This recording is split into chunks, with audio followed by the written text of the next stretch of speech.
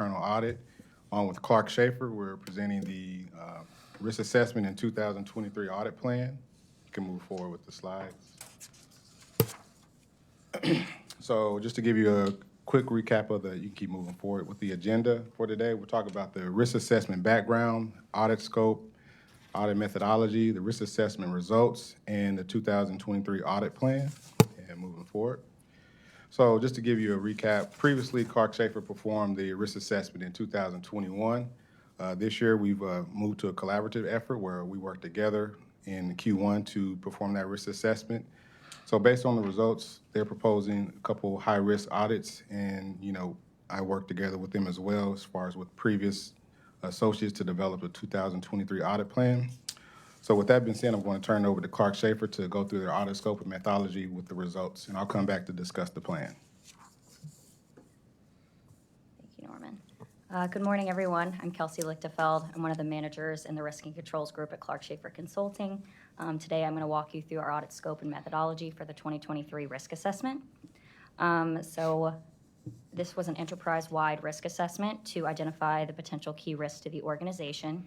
The audit scope included a review of all key functional areas within SORTA. You can go ahead and click to the next slide, please. And with that, we met with each key executive within the functional areas to address the risks associated with each group, also as well to get an understanding of risk to the organization as a whole. So in our interviews, we discussed the risks to their group we updated the previous risk library. We added risks that were applicable this year and removed those that were no longer relevant from the 2021 engagement. So it's important to note from there, once we developed our list of risks, we then further defined our risk methodology for ranking the risks. So with this, it's important to note that they were ranked on an inherent basis. So that is basically absent of controls. So for each risk identified, we scored them based on the likelihood of occurrence as well as the impact to the organization. And so the summation of these two results ended up determining the overall risk ranking. So from there, we filtered for the highest risk ranking to the organization, and we reviewed to determine if they were truly auditable areas to develop our overall audit plan with a risk-based approach. So it is key to note that we did not perform testing, compliance, or substantive in this engagement. Rather, it was due to the opinions of the executive team, along with our historical knowledge of the audits we previously presented, as well as the inherent risk. So it's important to note that our conclusions may have been different if we had performed such testing, but that was kind of our audit methodology. So I'll pass it on to Andrew, and he can kind of walk through our results. Can I ask you one question? Is that abnormal methodology we used, or is that what you normally would have done? That is what we would normally do. Okay. The inherent risk to the organization as a whole, so without factors to determine truly what the audit plan should be based on risks that people can't control. And then from there, you look at the processes that are auditable areas. Yeah, so. Just you commented on it, so I wanted to make sure I was Yes. hearing what you're saying. Is we didn't look at areas where we've audited previously and still have open items or anything like that. This was just okay. If you want to. Sorry. Yeah, no, this was simply kind of an exercise to determine what new risks may be present to the organization, what maybe was identified during kind of the COVID era that maybe could be removed from the organization's risk library, and then figuring out what's changed since the last time performed. So Great. If we did find something, I guess in a prior audit, we kind of did talk through that methodology during the discussions themselves. But yeah, we didn't necessarily drill down and ensure that something, we did not substantiate through testing that something was a leaky. I get it. Thank you. And so this slide kind of encapsulates the overall results. We came out with an updated library that includes 85 current risks across the various functions that we identified. Ultimately, there were approximately 7 high risks that we identified, 55 medium, and 23 low, using the methodology that we previously discussed. And that ultimately lands us on this risk assessments results slide, which is ultimately calling out 5 of the highest risks that have an auditable area or function associated with them. And so I'll kind of summarize and go through them quickly. The first one would be adverse impact and cost increase should vendors not meet established contractual requirements. So in our 2023 risk-based audit plan, we are covering procurement topics. The next one is that systems and data may be negatively impacted by unauthorized or inappropriate systems access. We're going to do our IT infrastructure and vulnerability testing.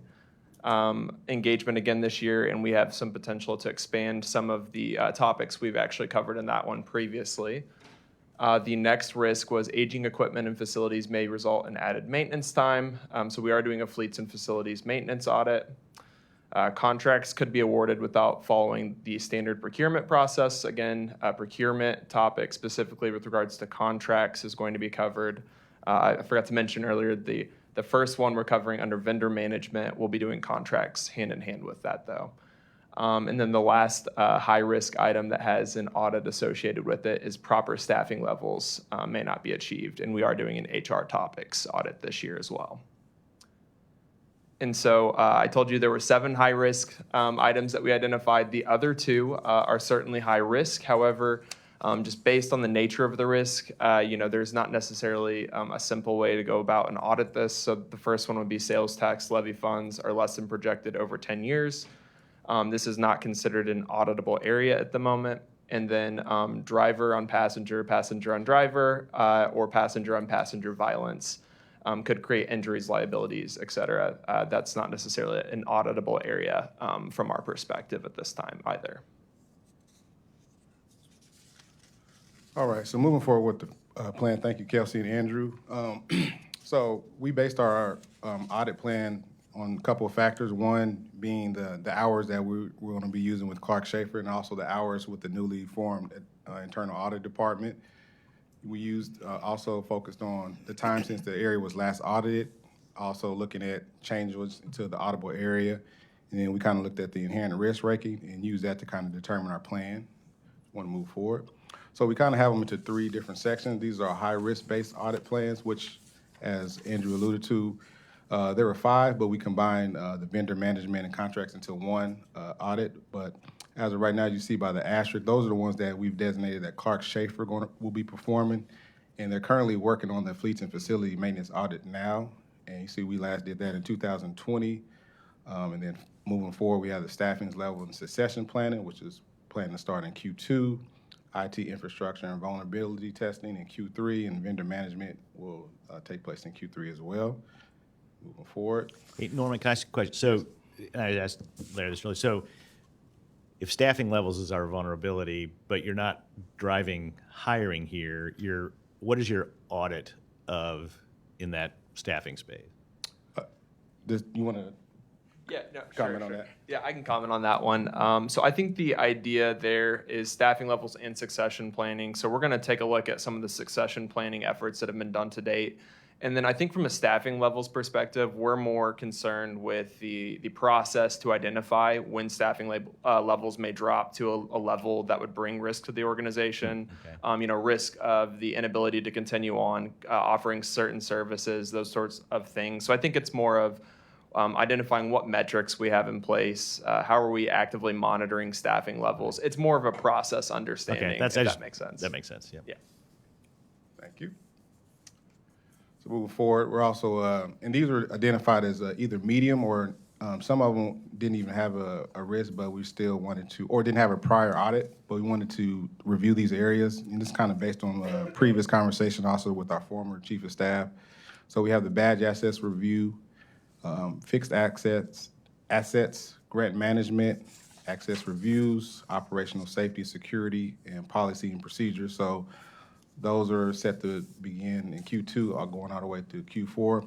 And we also have policy and procedures, which is listed as ongoing, meaning it's going to be looked at throughout the year in each different engagements. As we know, we had a big overhaul of our policy and procedure company-wide. So that's just one we're going to look at with each individual engagement. That's why it has varies and ongoing with that risk. So if I can't get in the building, I know the process is working with the badge access? That is correct. Okay, and go to the low risk.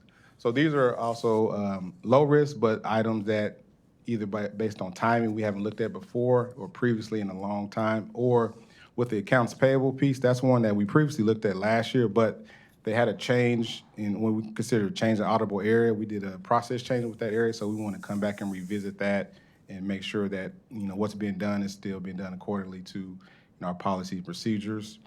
And we also have the business continuity, disaster recovery, investments, and we're going to look at the Bridgestone tire contract. So all in all, these are the total ones that we've identified.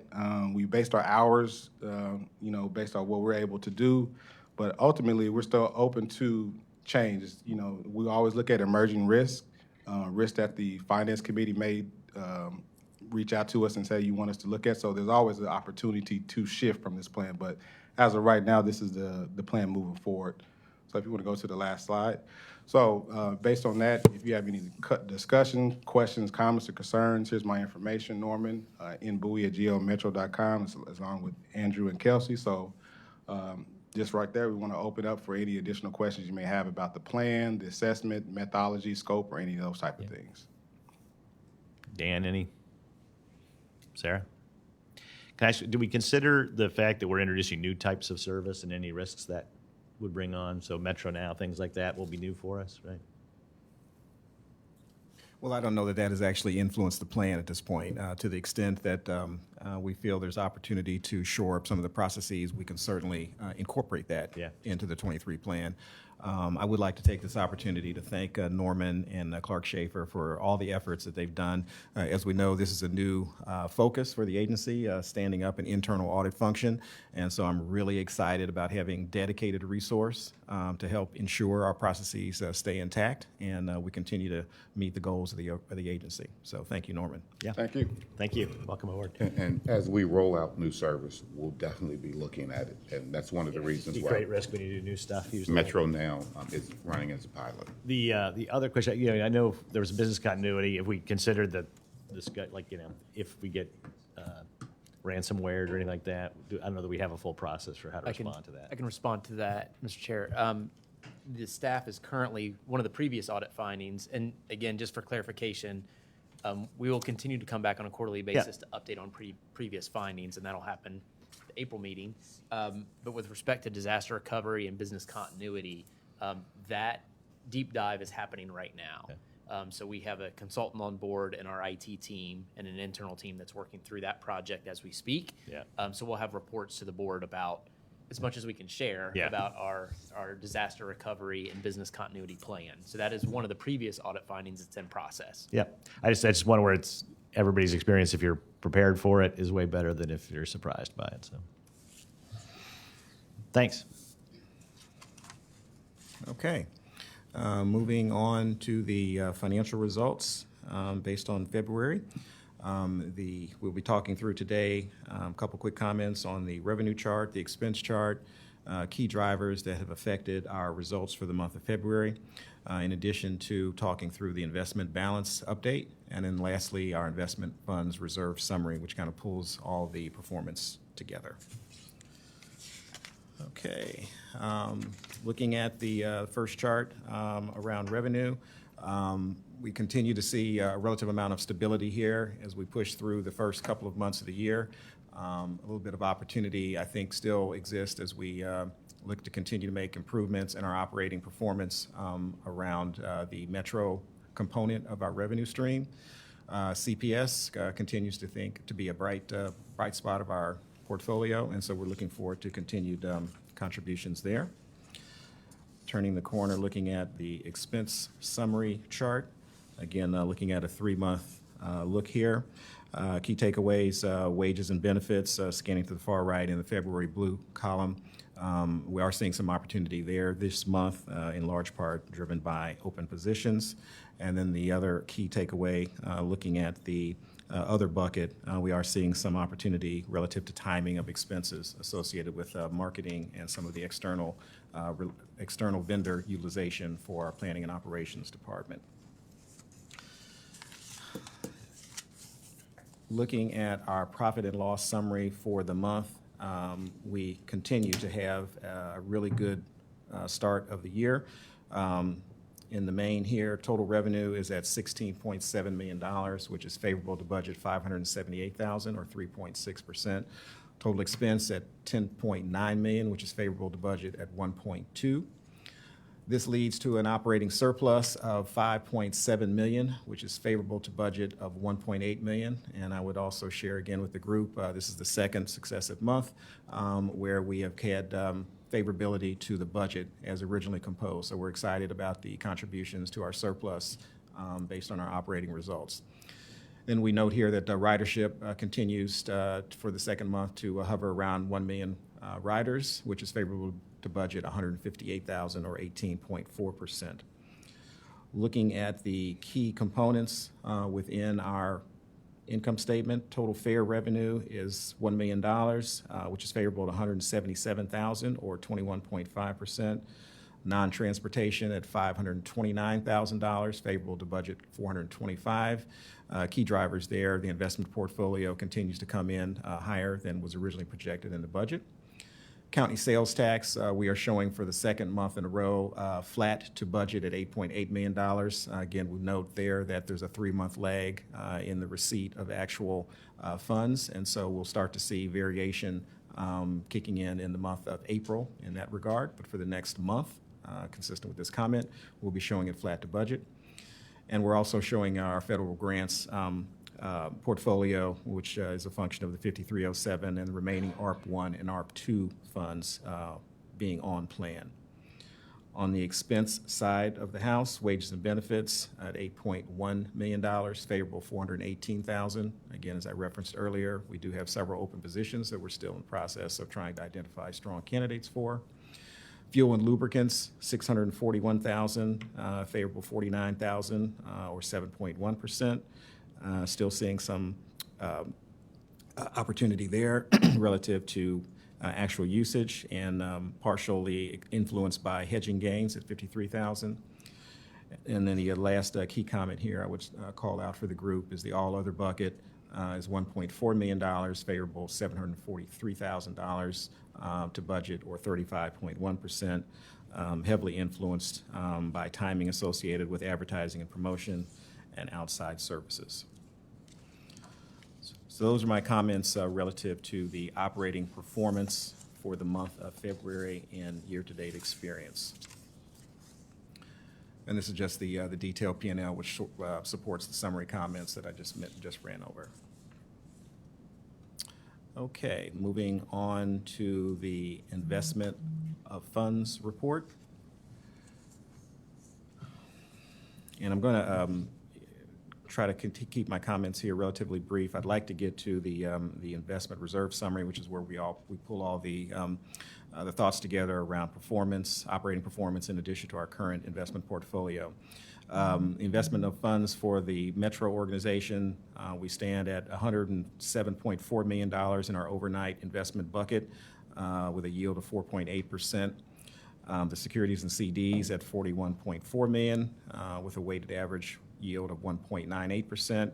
Cuming those two together, we get $148.5 million with a weighted average for the combined portfolio of 4.05%, which is up 24 basis points from the prior month. Similar comments around the TIF component of our portfolio. The overnight investments at $45.1 million with a weighted average yield of 4.79%. The securities and CD bucket at $31.4 million with a weighted average of 2.92%. Cuming those two buckets together, we get $75.6 million with a weighted average yield of 3.99%, which is up 26 basis points from the prior month. And then as we look to pull all of the results together based on our operating results to date, transitioning to the next page. You have to approve the minutes first. Okay. I'm sorry, not the minutes, the investment of funds. Yeah. Okay. All right, so I let's. move that we approve the investments fund report. Second. Oh, sorry. Seconded twice, seconded and thirded. Any questions? All right, all in favor say Aye. aye. Okay. And I'm sorry, you know what? I skipped over that one when I was asking your question earlier, so I apologize about that. No problem. Okay, so this last report, our investment funds reserve summary report, is intended to provide perspective to the group around the cash position that the agency currently finds itself in addition to relating to a certain amount of reserve obligations that we need to make provision for. So the top section of this page basically replicates the metro portion of our investment portfolio at $148.5 million. And I use that as the starting point for the group to understand how our capital reserve obligations currently position us for long-term success. We've got several buckets here that revolve around our capital plan as it relates to 2023.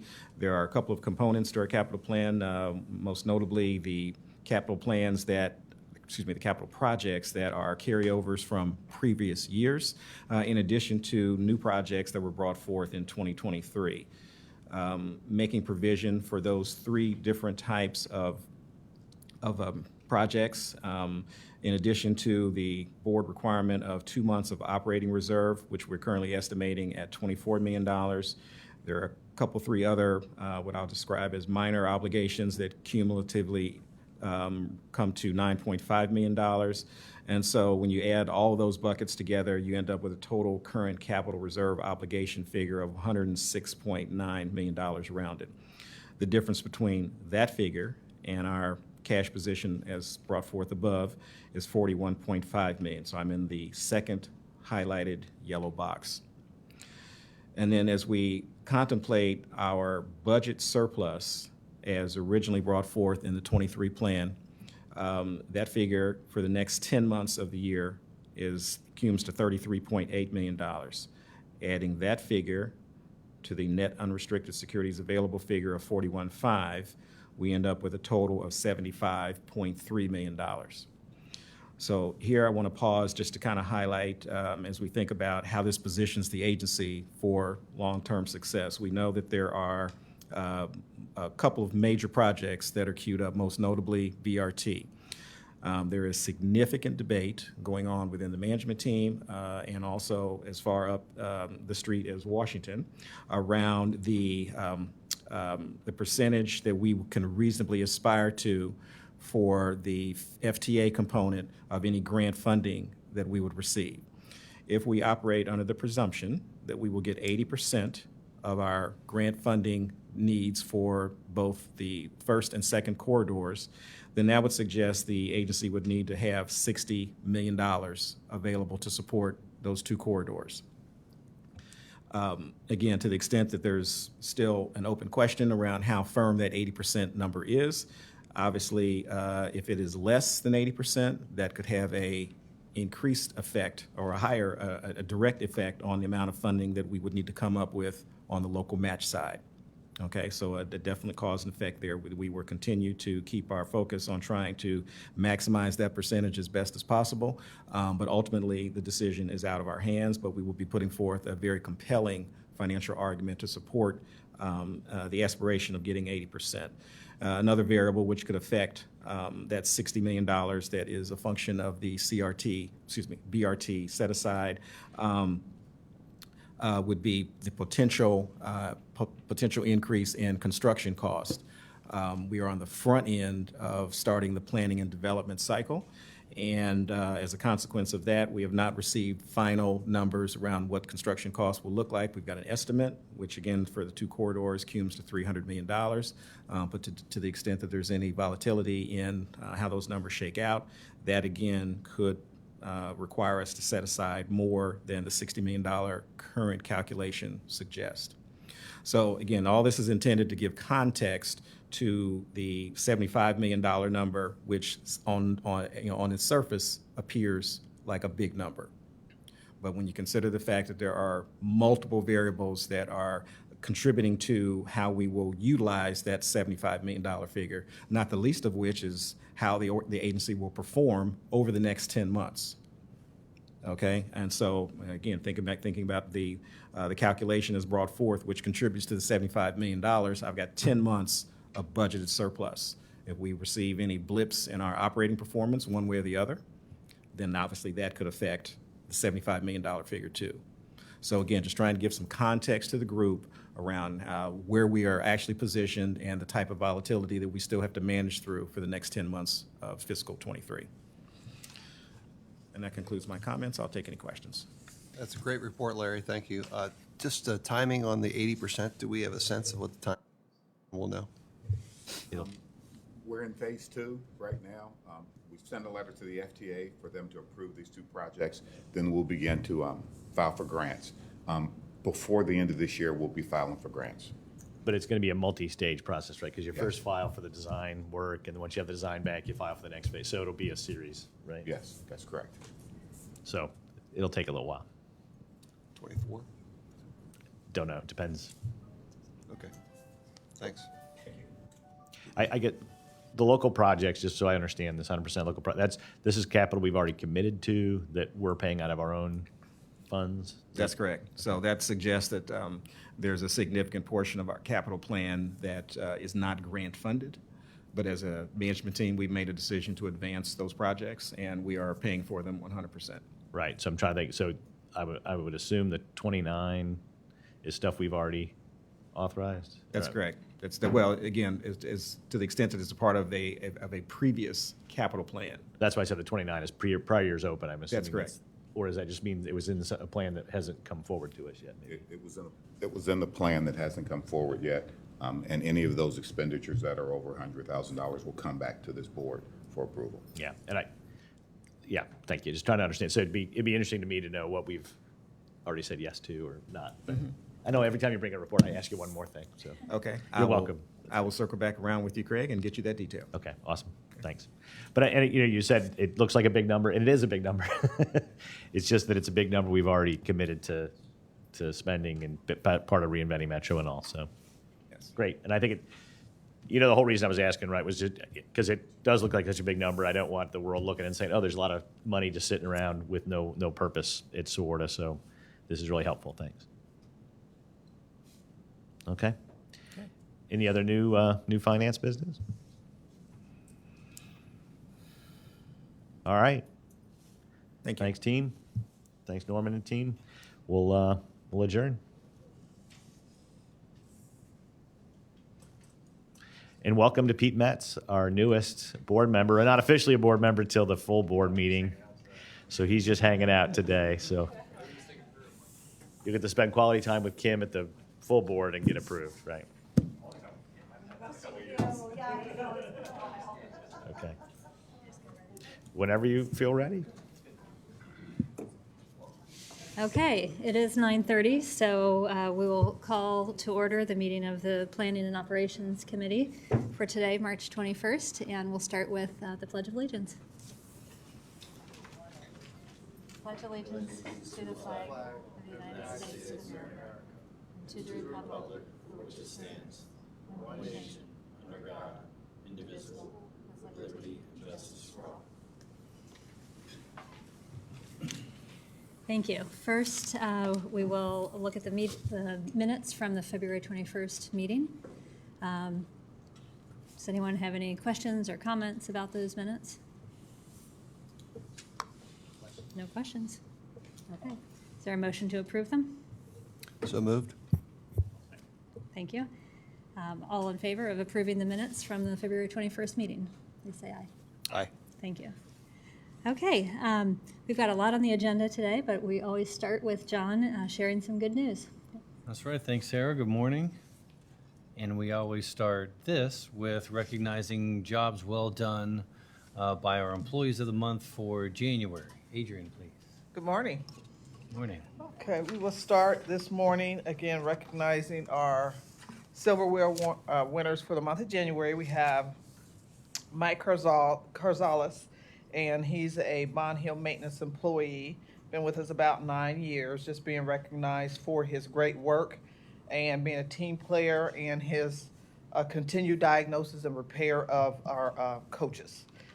Next, we have in leadership, Jason Rowe. Jason, who is being recognized by senior manager, a division manager from Queensgate.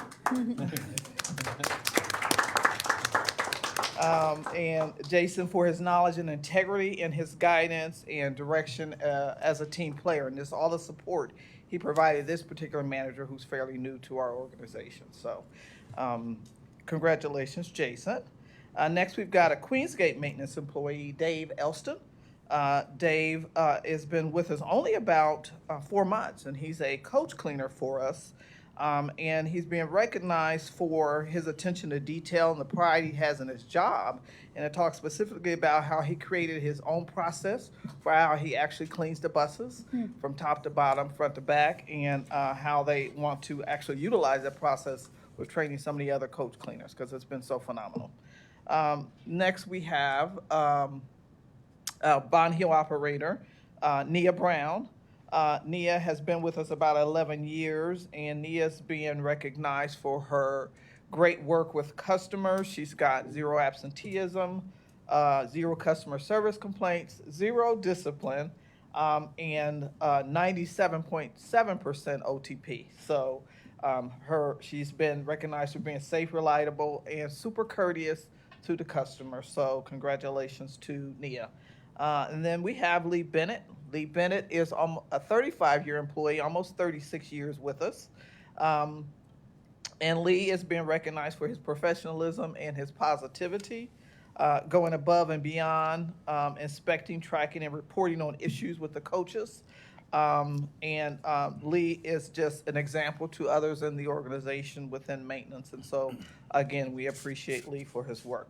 And then finally, we've got Mark Walls, Queensgate Employee of the Month operator.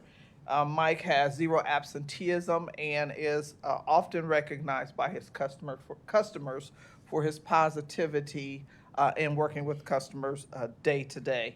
And he's got an 88% OTP performance and 0 absenteeism. Thank you.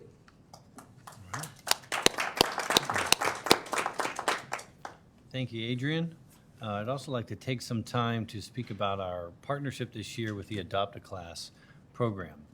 We volunteer in 5 total classrooms among Westwood Elementary School and the Academy of World Languages in a mentoring program. I'd also like to recognize our 5 team leads, Michelle Kane, Jason Holtman, Mike Wooms, Charlene Calhoun, and Ann Dinan. Mike and Charlene in particular were very helpful facilitating a Adopt a Class field trip event where all the students in the program, the students that we're mentoring, came to our facilities to see what it's all about, get a tour of the bus garages in a field trip. So we've got 30 employees that volunteer in the program, and an additional 14 helped make this event happen. And you see some of the praise here received from Holly Simconis of Westwood Elementary.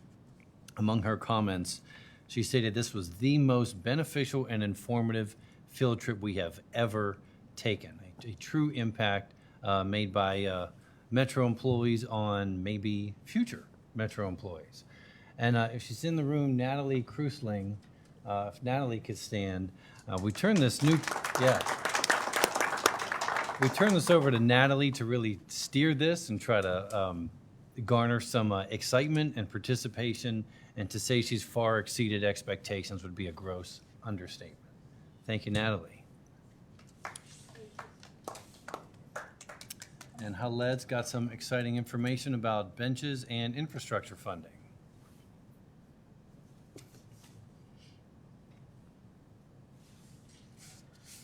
Good morning. Good morning. We have 37 benches in the ground as we speak, which is a great improvement. The staff is also working hard on, actually, as we speak, they're marking 40 more, and the expectation is we will have at least 50 more in the ground before the end of this year, and then about 100 per year moving forward, for a total of at least 500. The more grant money we get to install benches, the more benches we will install. But also shelters, we're not forgetting about shelters. There are 23 shelters in the ground right now, and the staff is working on the procurement of getting at least 27 more installed sometime this year as well. And Can I ask you a question? I know we were having some problems with benches disappearing. yes. Tension of benches, is that the right phrase? Yeah, we did lose a couple, but those will be replaced. And I really need to give credit to both Steve Anderson, my director here, and Nick, our planner as well, for their dedication to make sure that these benches and shelters are installed. We are putting special locking bolts on the benches. It will be much more difficult for someone to steal. Okay. Well, do we know if they're stealing them or just they don't want them wherever they were? But yeah, okay. Yeah, let's pay attention to that. I think that's a worthwhile discussion in the community. Yes. So. Sorry. Another piece of great news, just a couple of weeks ago, March 8th on Wednesday, we did the signing ceremony for the Transit Infrastructure Fund. As you recall, we came to you a few months ago to approve the list of projects to get the Transit Infrastructure Fund awards. Round two, we awarded money, funds to 36 projects from 25 different communities across our county. And, we used the room upstairs, the previous board meeting room, and we had city managers and mayors from at least 18 of these communities present. And it was a great, really, event. Everybody was happy with the program. They shared some really exciting, updates with us. We did have a slideshow showing progress on these projects, the before and after, during the construction of these projects. And I mean, it was a really great event. It wasn't fancy as the one, before it, but it was pretty, electrifying. I mean, everybody was happy, great mood, great discussions. And, they stayed until, at least 1 o'clock, chatting and discussing and so on. And they were excited about submitting on round 3 as well. So, more projects, more improvements to our community. Thank you. Thank you, Khaled. The celebrations continued in the month of March. We celebrated Employee Appreciation Week at all our facilities last week, something that started as Transit Driver Appreciation Day. We recognize the work that everybody does at Metro to make things go. We had special events, lunches, breakfasts, visitation from staff out at all our facilities. A very good time. I'd also like to recognize Jackie Measley for everything she did to make this happen. I don't know when she sleeps. And in terms of taking pictures of us at staff, she makes me look bad at home because my kids think all I do is walk around and eat and party. I think they want to work here because of it, but they kind of make fun of me. So, but thanks Jackie for that. It was a very good time. Thanks to everybody for what they do. Now I'd like to invite Andy to update the group on what happened with the legislative conference and a recent DC visit. Thank you, John. We did have the opportunity to travel to Washington, D.C. very recently. You can see our fearless board chair and CEO, members of the external affairs team. Couple things. One is we got to learn a little bit about what's going on in D.C. and the latest information as it relates to the Federal Transit Administration and all their grant programs. I mean, you can see in these meetings we rely a lot upon FTA and their programs and members of Congress to support what we do here locally. So we learned a lot about the latest goings on in DC. We also had the opportunity to tell our story. The Cincinnati story as it relates to public transit is a story to be told. We're leading the nation when it comes to ridership recovery post-pandemic. We're in a growth mode, as Daryl often says, and that's not the overall tone that we're getting from our partners across the country. So a lot of opportunity to sit with our federal representatives. We met with the offices of Representative Landsman, Representative Winstrip, Senator Brown, and Senator Vance. Got to tell them our story and ask for their continued support. And we also had, which is invaluable, time with some of the leaders of the Federal Transit Administration. So they get to know our projects, all the amazing things that our planning and development folks and operations folks are doing. We get to speak in detail to those folks about that. So all in all, a good trip. I don't know if our leaders here have anything to add. Well, Daryl's a rock star, and they love him. And thanks to all of you for all the work going in. It was really, the FTA, it was like begging you to, they're so excited to talk about what our plan was. It was really exciting, and so, we should feel confident we're going to get some of these funds. I would say too, broadly the folks on the Hill were supportive. Maybe the last meeting was the least supportive, and maybe our newest senator doesn't know. His team doesn't know the topic as well, so we'll work on there. But no one was negative. Senator Brown is almost like he's already committed to making us the best in the country, so we're just trying to live up to his request there. But it's a really positive trip. All right, thanks, Andy. If you haven't seen it already, Metro's been spotlighted on the nationally syndicated show, Military Makeovers, hosted by Montel Williams. We spotlighted 3 veterans that work here. Operator James Henderson, Senior Director of Procurement John Edmondson is in the house, and Senior Division Manager Alvin Wyatt. And if you get a chance, please see this clip. It's on all our social media pages. And you get a sense of what inspired them to serve in the military, what inspires them at Metro, but also speaking to how your military experience and success can translate very well to this industry. Brandy also shines in the event there, in the spotlight, speaking about the great work that we do, and she also highlighted the MVP program for retired or active military members to ride Metro at a reduced fare. So please check out that spot. It is well worth it. March was quite a month. We also had the Golden Bus Awards, our annual Employee of the Year banquet, now second annual. The first one was great. The second one blew it out of the water in terms of how great the event was and the celebration itself. If you want to see culture change and what it means to see employees recognizing each other, that peer recognition and celebration, bringing spouses to the event and other guests, the celebration of the nominees and winners, it doesn't get better than this awards banquet. Thank you, Adrian and team, Brandy and team, everything they did to make it happen. In the words of 27-year employee and union president Frank Harper, he thought he would never see anything like this at Metro, never. Said that in his remarks. From those remarks to Queensgate operator Linda McAlpin, who I'm waiting for her to come up on stage. I was afraid that she wasn't there because nobody was standing. She couldn't stand. She was so overcome in her reaction and what that was like, and all the awardees, even these tough guys here touched emotionally. I won't call anybody out, but they're on the screen, so there you go. Didn't name any names, Davey. Very special event. Thank you to all who made it happen. And one last update. I would, absolutely. So next year, let's make sure we get that out on everybody's calendar. I think we had a few board members there. It's a great event.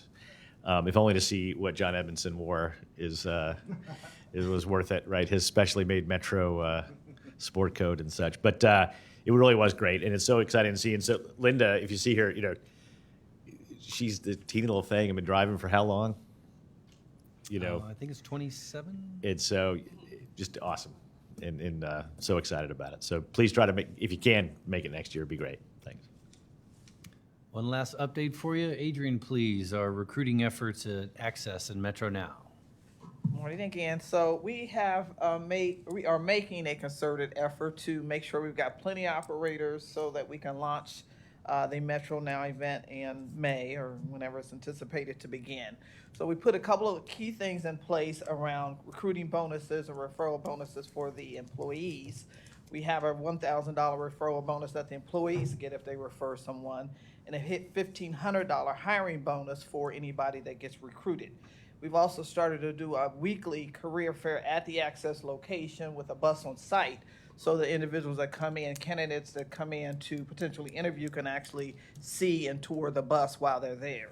So we've had some great success with the first couple of career fairs. We've had about 18 total individuals show up and apply for the job. So in addition to those that have shown up to apply and our efforts around recruiting, we actually have about 28 offers out right now for potential drivers. And with that, we've got about 9 in training. We've got 3 in training that are taking trial trips. We've got 3 that are with trainers and 3 that just started. So we're continuing to push the effort to make sure we've got plenty of drivers as we move forward and get ready for the Metro Now launch. So we're real excited about that. And for the rest of the month of March and into April, we'll be having, again, a weekly career fair at the Access location. All right. I don't know if you heard about the woman we met with from Landsman's office has her CDL. So we've offered when she comes to town, she can drive a few routes for us. Why not? Thank you, Sarah. Right. That's a wrap. Thank you so much, John. It's really amazing. Every month, there's just so much to celebrate and so much good news to share. Thanks for everyone for your efforts. I was really impressed also with the Adopt a Class program. I mean, you all are doing such a great job getting out into the community in so many new and different and creative ways, and this one's really impactful for the students and the teachers, and thank you for making that effort. So next we're going to look at Metro's information technology roadmap and learn a little bit more about what's going on with IT here. Thanks. Thank you. I'll set the stage here a little bit. If you remember at a previous committee meeting, we had talked about some of the IT procurements that have come through the pipeline, and we thought it would be a good idea to take a broader step back and look at IT within the organization, how it relates to our goals and what we need to do to maintain this high-quality service. And Pat is going to kind of give a contextual overview for you all about IT at Metro. Yeah, I'm bummed that Blake isn't here because he was one of the people that I think wanted to have some of this. So if I have an opportunity, I'll kind of debrief him separately as well. What I'm just going to walk through quickly, because I know these meetings can really run long, is highlight kind of who we are as an IT department, how we are working within a budget. We work to a plan. We're right-sized for what we do for the size organization we have. If anything, we tend to operate lean and mean like most of the administrative groups here, and kind of share that, we will be constantly bringing technology spend, but it's to a plan, right? And as an agency our size, we are going to frequently hit that fiscal threshold that requires us to bring those spends.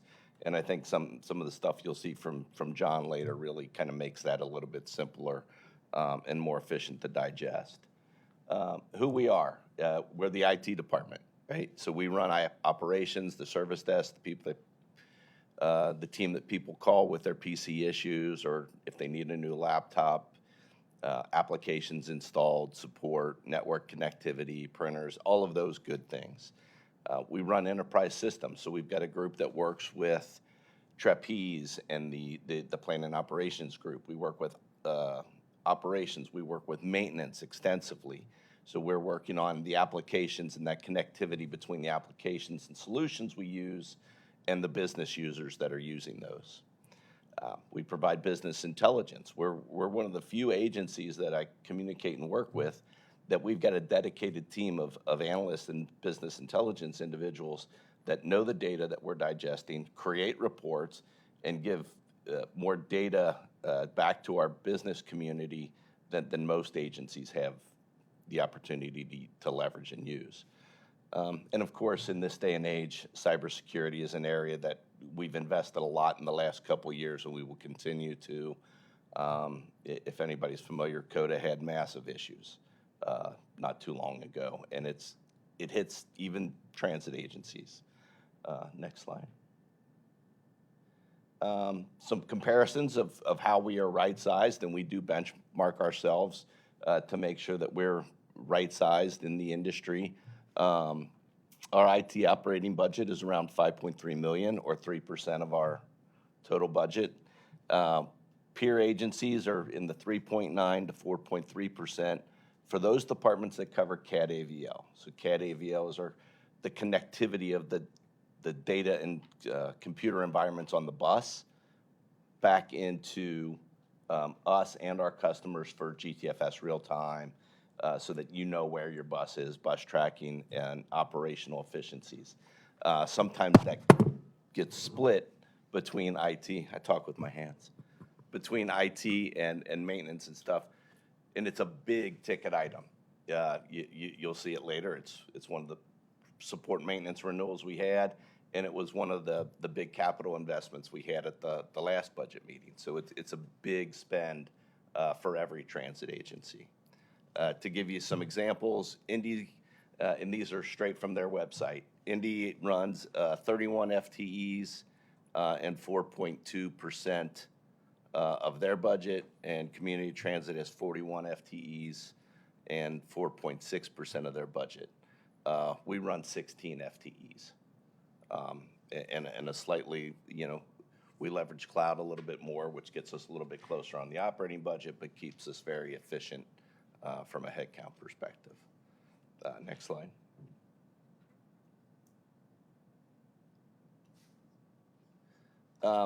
Where that money goes, certainly salary and benefits, services, those cloud providers, software as a service, hardware and software maintenance, network and telephone. That is a big spend for us because all of the Wi-Fi on the bus runs through the IT department. So we monitor and manage that as well as the systems that support that capability on the bus.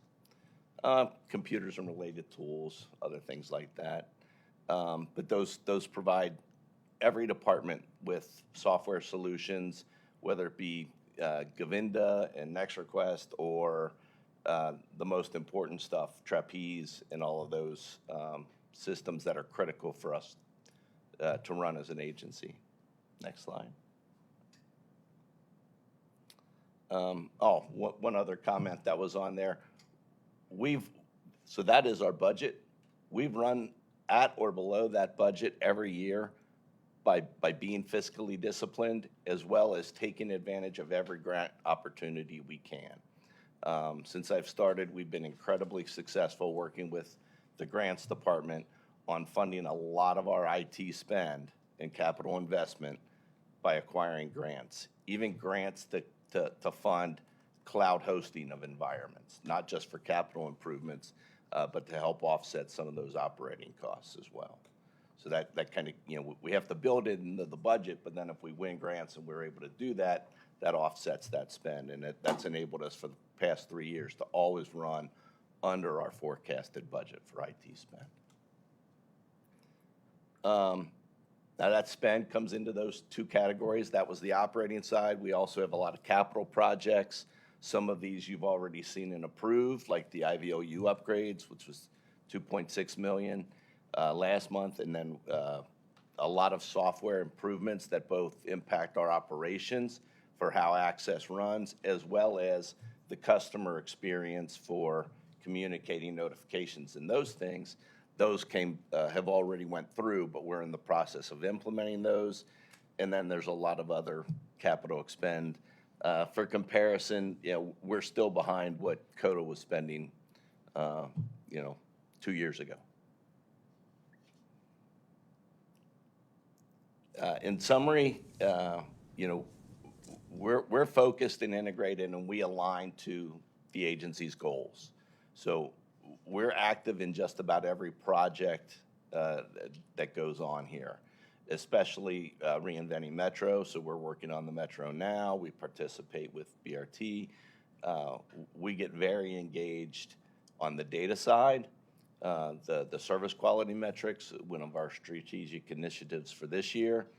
We're very ingrained in working with every department on how to increase their data quality so that they can make those data-driven decisions. We've got a roadmap. We work to a roadmap both in our transit technology spend as well as our infrastructure spend. We don't want to get behind the curve again where we're 10, 20 years behind in our phone systems and our core transit technology. So we work on a roadmap to make sure that we're never more than a couple versions behind on anything. We don't need to be on the bleeding edge, but we want to make sure that we're keeping up to date and making sure that the agency has the tools it needs to be successful. And we'll continue to do that in a cost-effective manner, seeking grants whenever we can. Thank you. Thank you. I'm curious, are most of the grants that you pursue through the FTA, or are they sometimes through other agencies or through private endeavors? Most of the grants that we pursue specifically around technology are actually OTP2 money. It's state. Now, State. Oh, it's, it can be federally funded, so we follow FTA rules around most of those procurements because it is federal money coming down to us, and we have to follow those rules.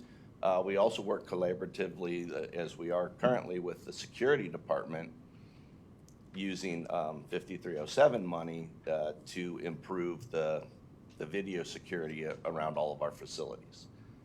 So those are technology solutions that we're using some of that federal money for to fund network infrastructure that provides camera connectivity and visual monitoring of our locations. Thank you. And, Pat, I appreciate this. And really the question wasn't about anybody thinking we're spending money inappropriately or in a crazy sort of way. Oh, yeah. So I appreciate you pointing that out. But it really was about, what is the roadmap? And we see these big chunks, but we didn't see them to this group we had never presented, here's the game plan. So I think seeing those totals is helpful. They're big numbers, right? And they are. And we're a growing agency. We're an investing agency. So there's not going to be many meetings where we're not bringing some IT spend to. And I think to a board meeting. The other thing we were trying to get, a lot of the discussion, Darryl always talks about replacing the Windows 97 with the Windows 98 stuff you did last year. But joke. So, but I think it's that. What is catch up? And what should we expect going forward? Because we certainly realize that we got several $1 million of, hey, because you ignored it for too long, right, guys? So I think that was part of the question. How do we think through where we're heading versus what's just getting us caught up? So There's still a bit of catch up, but our core environments are pretty much there. Yeah, I appreciate you getting me some to of that's Microsoft in our emails capital as much. plan. Yes, some of what's in this year's capital plan. The rest of it's just that continued investment that's required to keep things maintained, and so you'll see that today with our one of them is just a maintenance renewal. Yeah, but it's a big dollar because it's a big expense. Okay. Thank you. Thank you. Thank you, Pat. Okay, next, Matt is here with our ridership report, I think. Steve is. Standing in for our colleague Matt Mormon. Steve Anderson, good morning everyone, Director of Development Innovation. With more good news in terms of ridership for February. As you can see here, we are over our budget variance by a fine amount. The green bar is our total fixed route ridership, that's local and express. We're over 1 million riders for the first time in a long time, back-to-back months. Let me caveat with saying that we hit 1 million in January, we hit 1 million in February, and with the new routes, folks are figuring out there is a 67 that goes on Kemper, or there is service out to Sharonville now. We'll expect to continue to see that. Next slide. Big picture, 3-4 years ago, I'm not gonna say COVID is over with, but it certainly looks like we're gonna continue to come out of the 3-year malaise that we all had to live through with the pandemic. As you can see, again, we're back-to-back million for the month, and that hasn't happened since March 2020. It's been a long time, and it looks like we're coming out of it and doing well. We continue to lead the league in post-pandemic recovery. It was mentioned earlier, SORTA is the blue line. A conglomerate of our peer agencies are in the yellow line, from our national, the SEPTAs and the New Yorks and the Chicagos of the world. This is all from the App to Transit app. You see we continue to perform a cut above the national. They are in the orange line. This is from the transit app. Average daily ridership, we are continuing over 40,000 per weekday. You'll see in the bottom left, we're doing well over 40,000 on weekday. Some of this is related to the change in the way we calculate ridership. A lot of it is ridership return, new services, schools in full session, as well as folks learning about the new routes and services. Saturday and Sunday, I believe we still have some growth opportunity there. Rule of thumb is you would like to see your Saturday be about 2/3 of your weekday. We think that as folks understand more of the routes, we continue to recruit and retain, we'll be able to raise that ridership on Saturday and Sunday as well. You'll see we're way above variance from last year, as well as comfortably ahead of budget. And I think this is just the start of what's going to be 1 million every month. That's my hope. Local service productivity, this might be the best slide in the whole deck. Most transit agencies were doing 15 to 17 pre-pandemic as a system, and they're happy about that. The system I came from, we were glad every time we hit 17. We're up to almost 19 and 20. So the productivity is there. Folks are riding. We still have buses that are at capacity. I mean, this is great. You can see we're above variance from our KPI from February, as well as 4.2 percentage points above our cost recovery, 14% as we budgeted a KPI of 10% in terms of cost recovery. That's the good news on the local service. Express service, we're continuing to see challenges, but meeting those challenges head on in terms of productivity. We want to be at 11 to 12 per trip. We're about 7. We're about 2/3 of the way there for a variance of a shade under 4. And the cost recovery is, again, something we're taking a hard look at moving forward. There may be something that we can do in terms of the way we calculate the county contracts in terms of filling this number, but we'll make sure we revisit that at the executive level and all staff to show that number. Because right now, you can see we're at 4%. Our KPI is at 19%. Why the big change from December into January, February for the cost recovery percentage? I believe it's a combination of the way we show the county contract. So we get paid by a few counties to offer expresses, the 29s, the 42s, and the 82s of the world, of how we show that number. But I will let Chief jump in at any moment if you guys want to reiterate. Well, as you said, we'll be discussing that and see how exactly we want to report that moving forward. There's some change there, but it's an accounting change that was done, because the performance didn't look any change, and I don't think our cost didn't go way up. It is an accounting change. We're discussing that. Okay. So that we can give context to comparison. So next board meeting, it will look different. Next committee meeting, it will look different. Hopefully it'll be accurate. It'll be apples to Yeah, okay. apples. They're both accurate, but it'll be apples to apples. Apples to apples, yeah. On-time performance, we're continuing to hover around the 80% threshold. Our target is 85%. We've got some work to do in that area. We're going to continue with a lot of the route changes that we have, so sometimes it takes the drivers a little bit to really kind of hone in on the nuances of each turn, but we'll continue to track this, and you see a nice trend from express on-time performance is inching closer towards that 85% goal. As a system, we're a touch over 80%.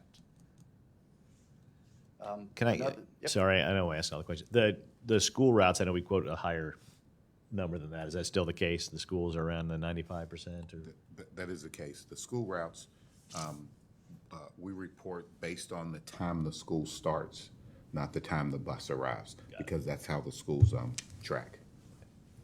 But we're still hitting the numbers. Yes, absolutely. Another reason for the high ridership could be the downturn, the positive news on fixed route missed trip. As you see, we're under 2,000. That hasn't happened for a season.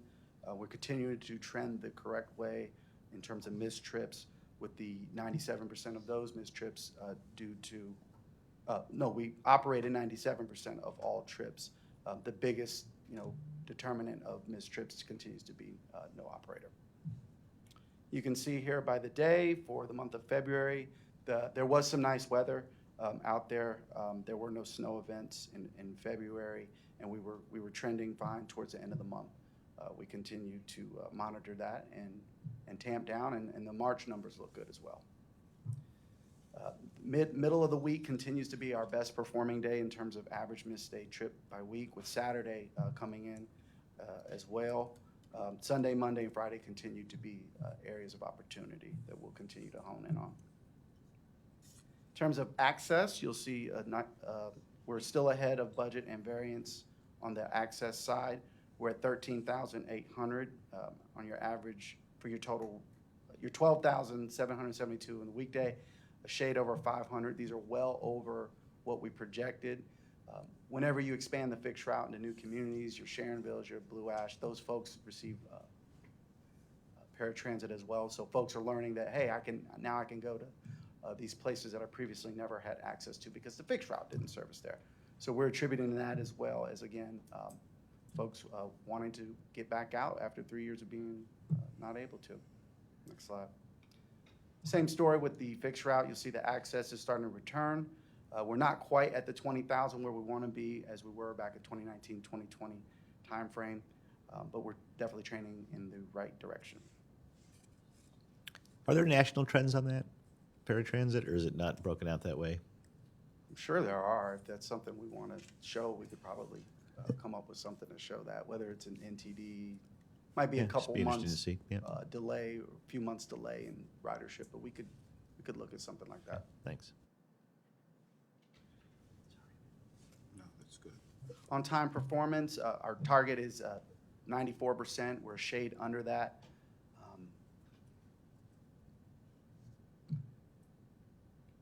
Access productivity and cost per rider, you see we're pretty solid. 2.25 continues to be our target for passengers per hour, right there at 2.2. Cost recovery, we could do a little bit better there, but we are on target. As folks continue to try the new system, you have Metro now coming online. At some point, you'll continue to see these numbers trend in the right direction. And these are in your packet. On access, the on-time performance, is it operators? Is that the biggest thing there too? I wouldn't have. I believe there has been our vehicles are starting to age over on the access side. So there's been a tick in buses being up on the rack. Got it. Okay. A little longer than typical. That's putting it mildly. That's putting it mildly. You have You the know, we want packet to with we want to buy them. We'll approve them if you can find them. You have your route level KPIs in the back of your packet. If there are any questions?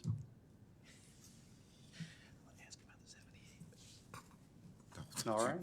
Yeah, Thank you. we're good. Thank you. Thank you, Steve. Kelly. Okay, moving on to action items. The staff has done a great job at kind of modifying the way we look at our procurement methodology. And Andy is going to take a few minutes to explain this new system, and hopefully this will make meetings more efficient moving forward. Appreciate that. Thank you. We have a lot of competing interests when it comes to procurement, right? One, we want to make sure that we're providing the board with full transparency and the information that you need to be able to make decisions. Two, we have we are in growth mode, and we have a very aggressive number of projects that are in the pipeline. And three, as Ms. Sheet said, we want to make efficient use of your time. So some slight modifications you've noticed in the packet and you saw in your email that was sent out prior to the meeting.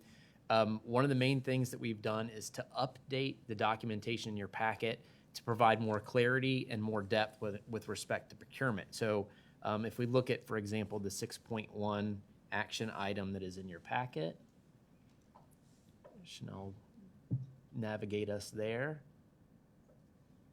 Yeah, just 6.1 at the top there. There we go. So with the leadership of John Edmondson in our procurement department, the document that you used to see in the packet was a procurement summary, and it was really an internal technical document that was really hard to understand from a narrative perspective what exactly we were doing.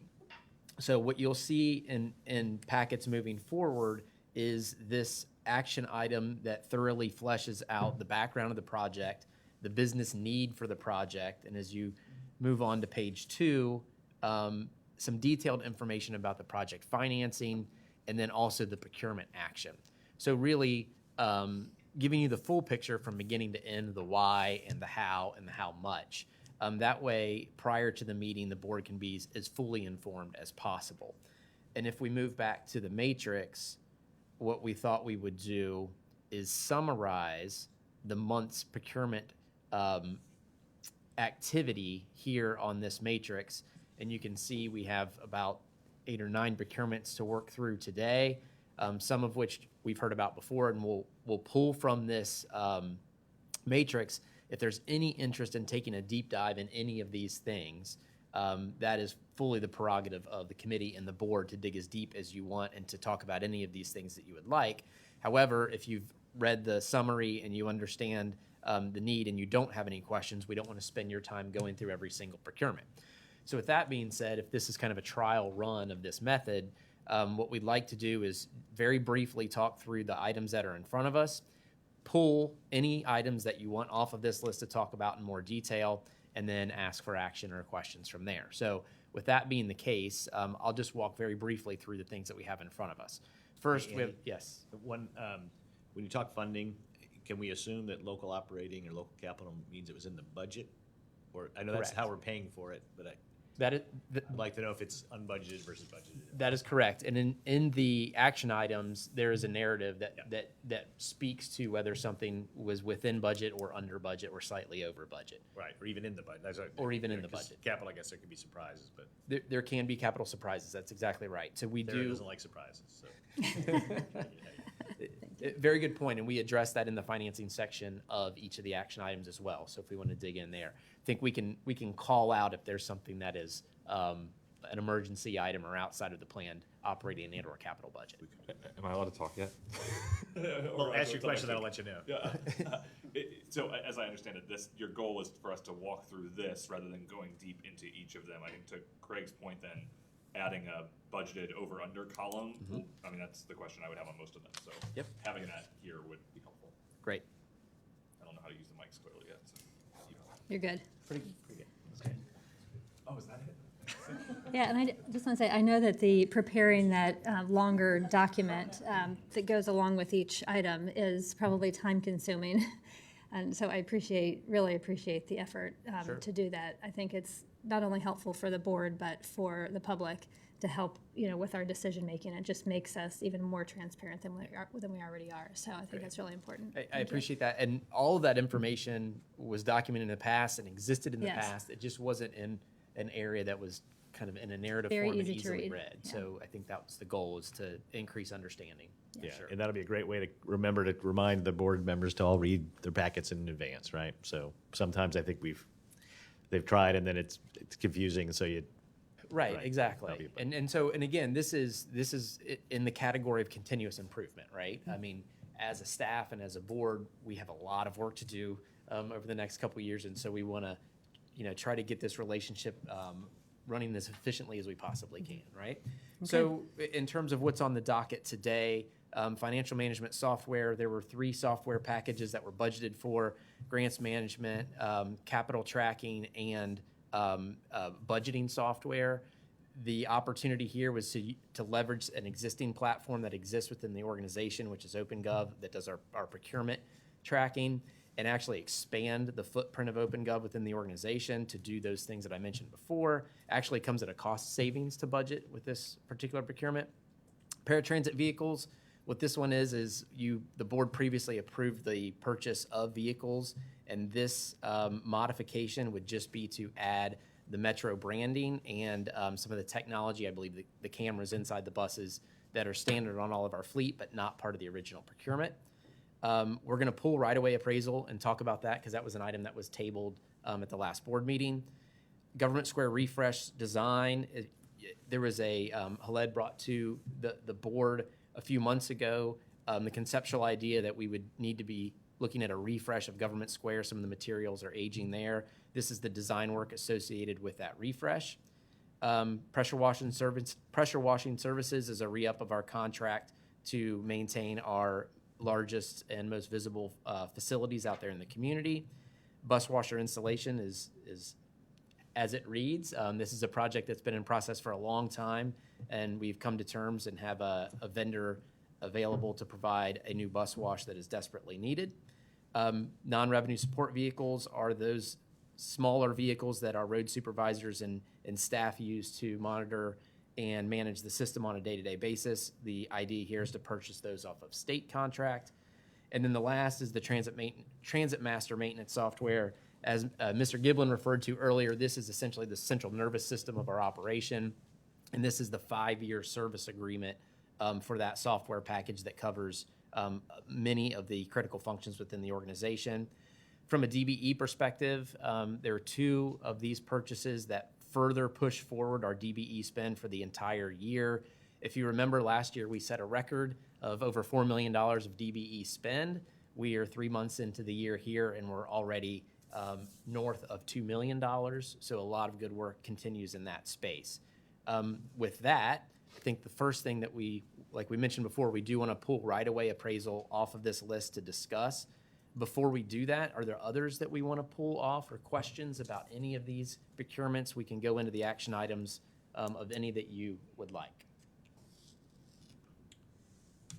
Okay. Yeah, I just had one question. On the vehicle, the paratransit vehicles, the wraps, those are just the standard. Yeah, I'm going to let Jeff Munstock answer that question. Those are the standard vehicles that were not Metro Now vehicles, just standard paratransit vehicles. And again, the price increase was upgrading to our surveillance system versus the standard system that was on the Lake Trent contract, and then our wrap. So. And I guess normally, so we always do that, but because we're replacing what they had wrapped. So normally that would be in the original price. I'm just trying to, because we always wrap them. It's a piggyback contract, so the original solicitation did not include our brand. Got it. Okay, thanks. Right. Sorry for the dumb question. It was a little dumb. Any other questions about, absent the right-of-way appraisal, any other questions that we want to talk about with any of these procurements today? Okay, with that being said, I'm going to turn it over to Mr. Haled so we can talk about, again, the right-of-way appraisal services. This is kind of a complicated project, and Haled's going to get us up to speed. Thank you.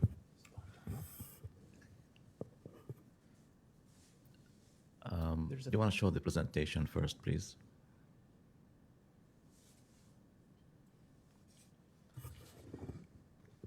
All right, thank you. Just to make sure that we're all on the same page, this is just like a 4-slide presentation, a couple of minutes just to give the background on this critical project for us. So back in the 1990s, SORTA acquired the rail right-of-way, 3 different purchases using FTA money, almost 100% FTA money, and with the intention of using this right-of-way for transit at some point in time. That never materialized, and FTA has been,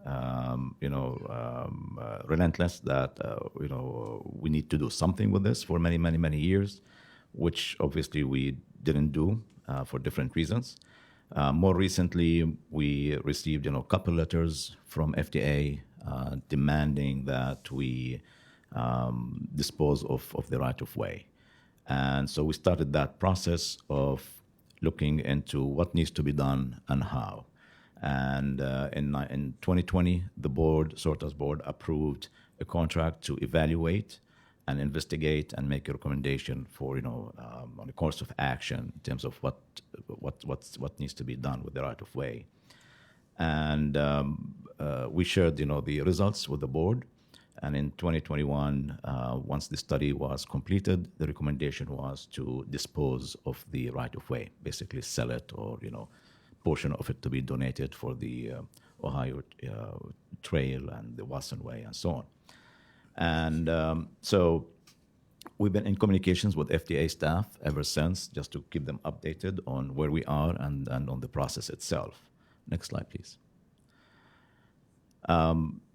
Again, just to put things in context, the Oasis corridor is about 16.4 miles long, so it's a pretty long right-of-way, purchased N94, and it is an active right-of-way, for freight.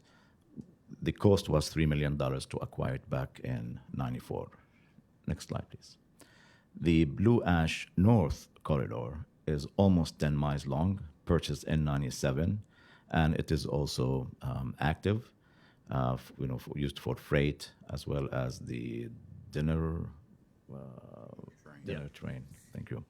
And it was purchased at a cost of $5.1 million. Next slide, please. The last of those Blue Ash South corridor is actually a combination of different contiguous parcels, or there are about 9 pieces, combined into 5 contiguous pieces. Those were purchased in 95 at the cost of $685,000. Obviously, that's not an active right-of-way. Next slide, please.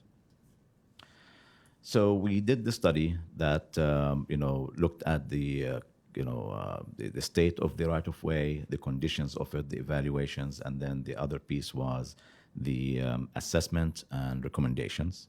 And as I said earlier, the recommendation was to dispose of it. The next step per FDA requirements is to do the appraisal of these properties. And hence we're here today to bring it to you approval of the appraisal contract.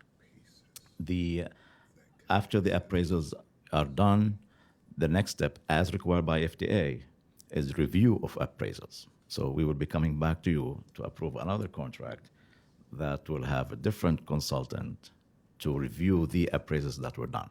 So this is all per FDA requirements. And once that's done, again, we'll share all of these results with the board as well as with FDA, and hopefully they'll give us the green light to start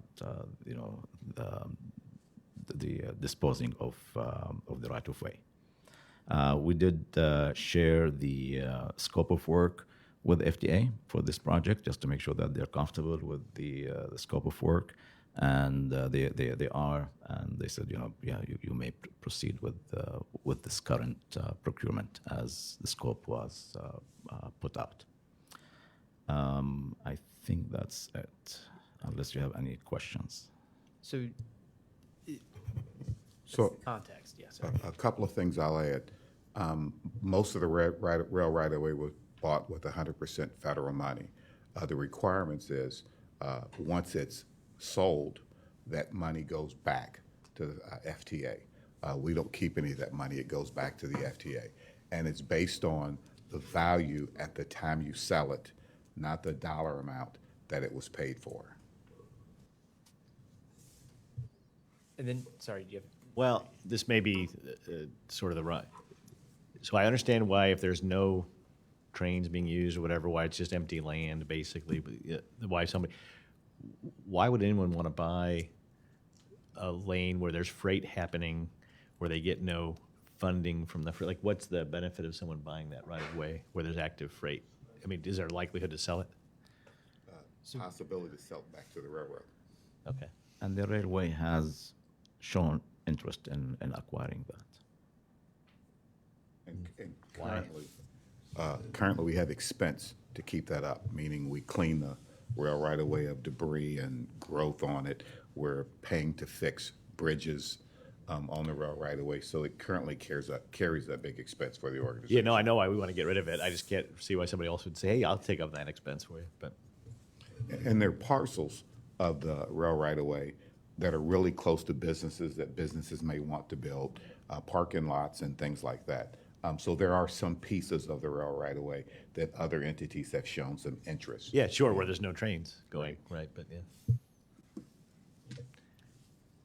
So that's the context for the need for the appraisal. And then I think some of the other questions that came up last month were specifically related to the procurement for the vendor to provide those appraisal services. And you can see as we look at this action item document in the packet, John is going to walk us through at a high level how the appraisal process moved forward and what the recommendation is today. So as Khaled noted during his presentation, the action taken to try to procure services for appraisal of all of these parcels actually occurred the first time in 2021. It was a long procurement process. We got a lot of technical questions from interested vendors, but the result was no interested vendors actually submitted a proposal. So we worked with Khaled and his team to try to further refine the scope of services in response to a lot of those technical questions, but definitely to generate some additional interest out there when we went back through the procurement process the second time. The second procurement process was more successful in the sense that, yes, we got a lot more interest than we did the first time, and we did receive some proposals in response. But we continue to get a lot of very technical questions. And I think that speaks to the difficulty of this particular project, and the level of technical knowledge needed in order to manage the process and produce the results that the FTA wants to see to facilitate this disposal process for everyone. And with that said, we were able to reach out to a lot of different vendors. We reached out to a grand total of 597 vendors. Now, again, that 597 number seems like a very large number. It's comprised of a couple of different buckets of vendors. We targeted specific vendors through our vendor diversity program. We targeted some of the vendors that we knew were capable of doing property appraisals that we'd worked with in the past, and then we broadcast or published our solicitation out there to the open space. 31 total firms expressed interest, which is a much larger number than the previous solicitation, so that was good. And we did get 2 submitting firms, AECOM and RMI Valuation. Both firms were highly skilled in their ability to carry out the terms of this particular project. Our evaluation team met, evaluated all of the proposals that were received, and ultimately decided that AECOM was the vendor that would provide the most value to our organization in completing this project. Both price proposals were relatively close, so we knew we were pretty on point with our work scope and being as detailed as we possibly could. We were able, along with the project manager, Khaled, to talk with AECOM and negotiate down to a final contract amount of $423,000. That's a negotiated savings of a little under $140,000 from the original price proposal. This contract will be a cost plus fixed fee contract that has a base term of 6 months. We're keeping the vendor to a very tight time frame to turn these results around, because we know we have a couple of extra steps that we have to go through in our collaboration with the FTA before we get to the point of actually putting these parcels on the open market for sale. We didn't set a vendor diversity goal for this particular project, but there were 377 XBE vendors that were identified as being capable of providing the work. Now, a lot of those vendors were independent contractors or small 1 or 2 person firms, but we did want to make sure that they were aware that this opportunity existed. And we did reach out to them with an email and with information to download our solicitation. There were 3 certified XBE vendors that were included in response submissions, 2 as subcontractors for IMI and 1 as a subcontractor for AECOM. The total project award to a small woman-owned business enterprise is about $85,000, or slightly more than 18% of the total contract award. So that was good as well. That takes, like I said, like Andy alluded to earlier, that our FY23 vendor diversity spend year to date is now $2 million.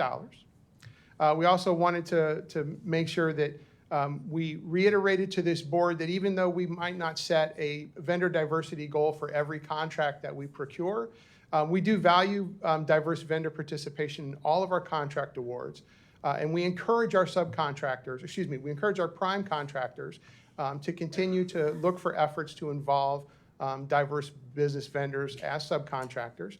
And we ask all proposing firms to highlight their value to diversity, equity, and inclusion when it comes to subcontracting processes for us, so that we are trying to make a value that not is just providing the best value to Metro, but that's helping to serve our community in the greatest extent possible.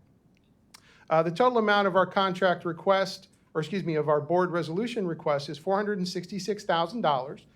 That includes the $423,000 contract award plus a $66,000 contingency. This contract is akin to an IDIQ contract, where we're not 100% sure exactly how much level of effort is going to be needed from the vendor to complete the process. An appraisal can take an hour, it can take 10 hours. We're not 100% sure. It all depends on the lot itself. And we were able to negotiate the vendor away from a fixed fee contract into a cost plus fixed fee contract, which allows us to better manage the cost for those appraisals that take not quite as much time as others. The contingency is a recommended approach for this type of a contract, again, because we're a little bit out of our element with respect to the technical work necessary to complete the property valuations. We know there are a lot of them, and we're just not 100% certain the total level of effort that's going to be required. So we think a contingency is a good idea, just in the event that we run into any unforeseen circumstances. That said, the staff recommends the Board of Trustees today approve a resolution that authorizes the CEO or the Senior Director of Procurement to execute a contract on behalf of Metro with AECom in an amount not to exceed $466,203. I know I kind of went through that a little faster than I probably should have. Are there any questions? Thank you, John. I'd also like to add that we've asked the FTA if we could take the cost of the evaluation out of what we return to them for the sale of the rail right-of-way. They have not given us an answer yet, although we are going to visit the FTA in April, and we'll be asking that question again in April. They didn't say no. They did not say no. Thank you, John. That was a great summary. And I'll just reiterate that a negotiated savings of $139,177 was achieved. So well done on that part as well. Are there any questions? I do have one for you. So I think that the topic that came up when we were going through this was also, we didn't pick the lowest bid in the comment was because we think these other guys are better. And I think there was some request, I think it was from Gwen, maybe even from, that was like, so what was it that led that, is it experience with them? Is it their track record in this? Like why was AECom, I know we negotiated it later, but the first pick was, even though they were higher expense. Sure. So one of our obviously this being an RFP, our award methodology is to evaluate the proposals and have the collective group of evaluators determine which proposal provides the best value to Metro. And while neither one of those vendors necessarily carved out a value add that we could point to and say that's the better add in terms of value, one of the things that was a consistent theme throughout the evaluation process was the work that Metro has done with AECom. They have familiarity with Metro. They have familiarity with public transit processes. They have familiarity with property valuations and with the requirements that the FTA is going to look at in terms of a final deliverable. For a little bit more, I'll defer over to Khaled. Yeah, and I can add a little bit more on that because I was involved in the evaluation as well. Both firms had sub-consultants on their team, and each had 4 sub-consultants on their team. For example, AECom had Dunn Robin Associates, Integra Realty Resources, RL Banks and Associates, in addition to Gary Engelmeyer and Associates.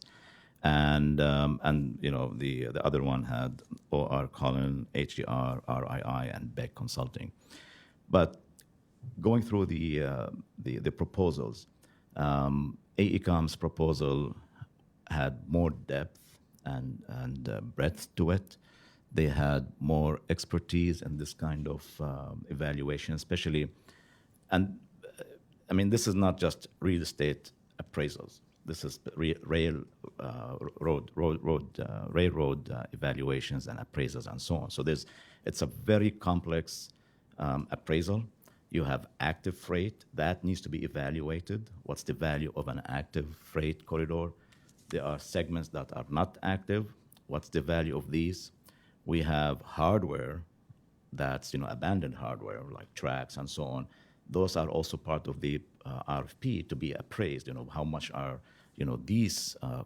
What's the value of these? Because we can sell that as well. In addition to other parcels that are not part of the freight itself. So the AECom team had not only AECom that had the history with this project, but also their subs had more depth and more expertise in this kind of evaluation, especially like RL Banks. They provide economic operational engineering, counsel on freight, high speed, and so on. So that was great for this particular project. Not to say that the other team didn't have anything. I mean, they had, but it wasn't up to the level of the other team. The approach of the AECom proposal was more detailed, It's spoke, Yeah, you know, no, in terms of So, details. so and I all get of it. that. Thank you for the detail. Sure, sure, You know, sure. so that was the question, though, is like, what are we using to make these evaluations? I think that's, I appreciate the answer, and I assume that they have more expertise and experience in this space. I think one thing I would just caution us, so please, I'm not arguing with this, I'll support, but you know, you said AECOM has more experience with us. And one of the things we have a reputation for historically, and I know you're working on this, Jen, is that we always use the same vendors. And that's one of the reasons why we used to think people didn't bid on things, because it was sort of a done deal. I know I personally was accused of having friends at AECOM, and that's why we gave all these contracts, even though I didn't know anybody there, just for record. So I just think we got to be careful about always saying, well, these people know us, so give them the business, particularly if it's a higher priced. I know we negotiated it down, and so I know they have expertise, so I'm not arguing with the final decision, but just something to think about. Thank you. And to your point, it wasn't just the AECOM, but even the subs on their team, they had that depth of expertise. Yeah. Noted. Okay, And it wasn't Pete that accused me of that, but you know, he supported it. So I guess at this point, if we go back to the matrix, it's Yeah. now the pleasure of the committee in terms of approval. If you have the pleasure to approve these as a batch, as to take any off individually, or however you'd like to approach it. Yeah, what is everyone's preference? I think we're okay to approve them as a batch, since they don't seem controversial. We're ready to go. I would probably suggest not putting them on a consent agenda for next week. I think we'll probably want to go through the same presentation next week, but. We you can know, go I'm through this open. high-level presentation Yeah. as part of the consent. Okay, we can, okay. Do it that way. So voting as a batch, but not as consent, right?